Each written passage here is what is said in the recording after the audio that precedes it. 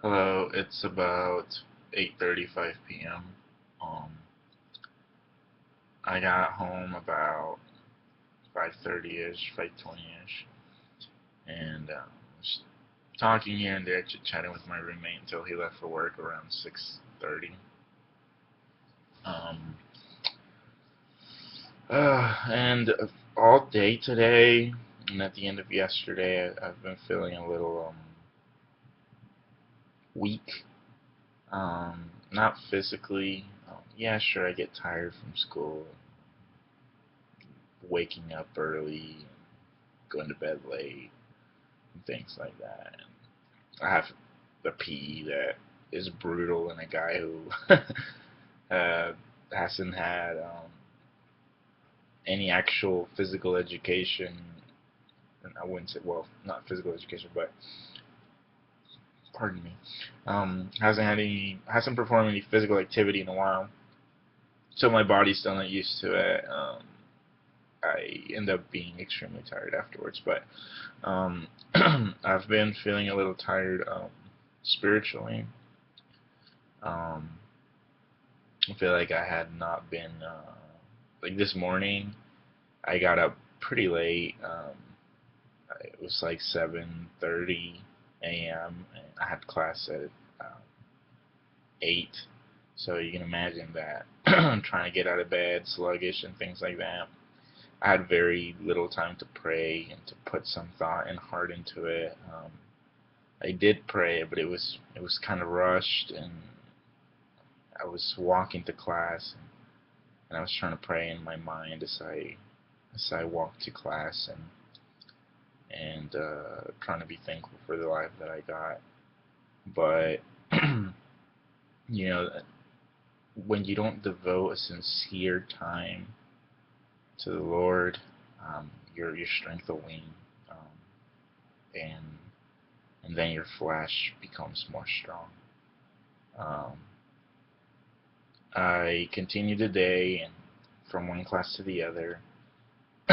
I took a pretty good amount of coffee. um, and I encountered an old friend at the coffee shop, and we talked for a little while.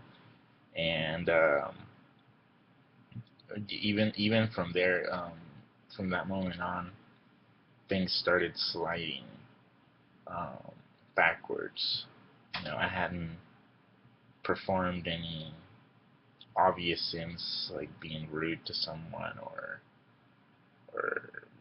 maybe making fun of someone not unwillingly, but something that kind of you do unbeknownst to yourself until you realize, wait, that was wrong.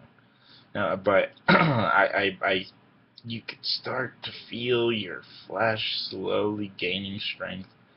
And with this friend, we used to be pretty good friends about 4 years ago, 3 years ago. Um, so I started slightly reminiscing on that. Something that you know that friend wasn't someone who helped me grow spiritually. I think in the opposite direction. Um, there were a lot of things that I did because of that friend and because of myself, obviously, um, that led me down the wrong path. Um, at the same time, God was faithful through that situation at the time that it was going on years ago, and He taught me a good lesson out of it, regardless of what had happened. But nonetheless, I started slightly reminiscing, and I noticed, and I became alarmed as I was walking away from my friend into class, to my next class, and I was in my mind praying, Lord, forgive me for this and for that, and forgive me for thinking about those things. And my mind keeps, kind of like slipping towards that direction, and it was kind of alarming to me. So I prayed that God protect me. As the class ended, the coffee had not kicked in yet. I went to my next class, and it's kind of I think that's where the real sin started. And it's something that I asked the Lord to forgive me for. it's called quantum mechanics, and I know it sounds scary and hard, um, but the reality of it, it's not as bad as people would think. People would think like, oh, you must be super freaking smart to be in that class. It's a process like most things, you know. Like you have to do step number one and then number two, and eventually you'll get there.